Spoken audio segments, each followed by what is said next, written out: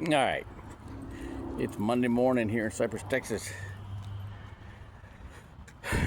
Read chapter 21 of Luke, and see, and I've never, I read the whole Bible 16 times. I read the same chapters of Genesis, Psalms, and Proverbs every day. The same chapter every day for a month for Genesis, Psalms, and Proverbs. Just gleaning everything I can get out of that.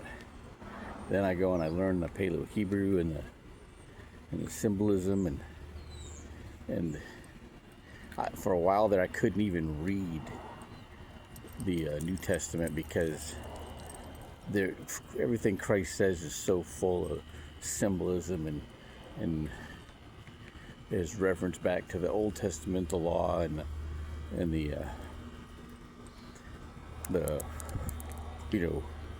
who said what in the prophets. Everything he says is full of stuff, right? And then now I'm reading, understand the influence on the writers. Now Matthew was actually there with Christ, walked with Christ. Mark was a disciple of Peter, so he got a secondhand from Peter, and then everything, and then of course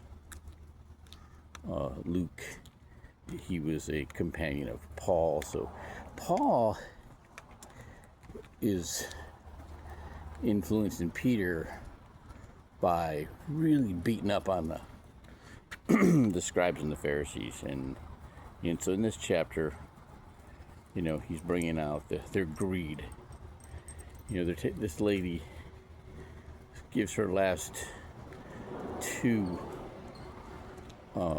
shekels in the offering. It's all she's got, and she gave everything. And then these, it's the same story. People that are, very wealthy, and they're given, much more, but it's just, dropping the bucket to what they have and what they're given, right? And it's just like, Christ, God said in the Old Testament, I don't want your sacrifice. I don't want your animal sacrifice. I don't want your burnt meat, right? I want your attention. That's what he wants, right? And wants you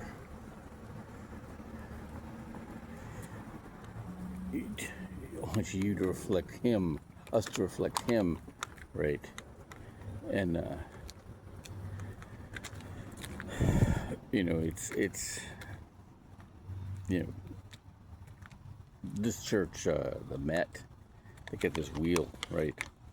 This faith wheel, and it's brilliant.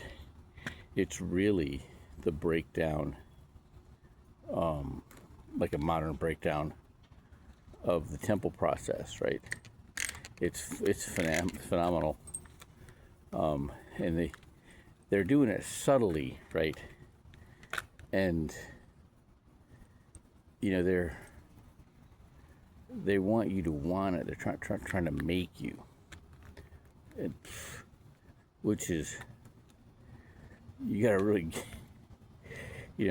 it's a preaching to the choir way of doing it, but there's no other way. That's why God is wanting us to want him because we want him, not because he's making us. Isn't that something?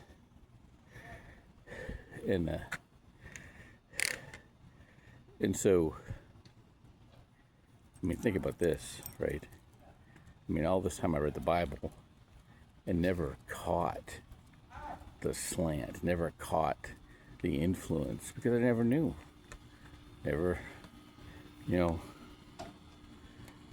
didn't realize, what was happening. You hear a lot of criticism of all, right?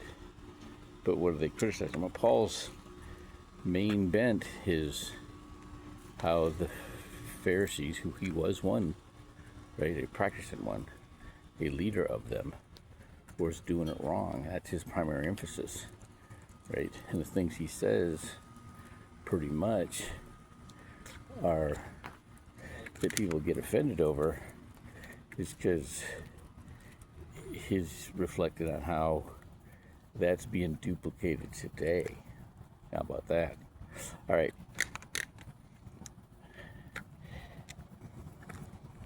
Chewing that for a while.